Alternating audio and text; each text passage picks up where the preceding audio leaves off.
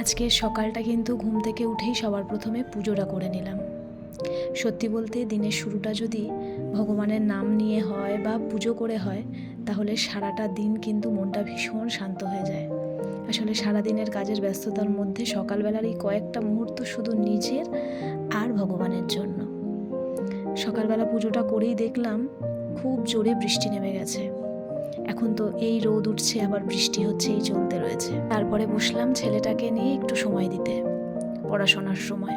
আজকে যেহেতু শনিবার, স্কুলটা ছুটি রয়েছে, তাই ভাবলাম এই সময়টুকু পুরোপুরি কাজে লাগানো যাক। আসলে স্কুল থাকার জন্য সকালবেলা একদমই ওকে পড়তে বসানোর টাইম হয় না।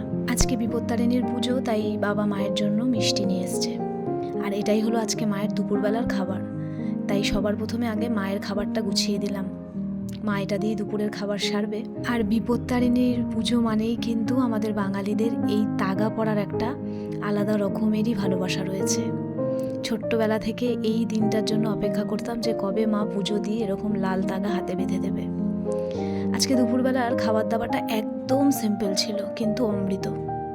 ভাত, বিউলির ডাল আর আলু ভাজা। মাঝে মধ্যে নিরামিষের দিন এরকম সিম্পল খাবারটাও কিন্তু অমৃতের সমান লাগে।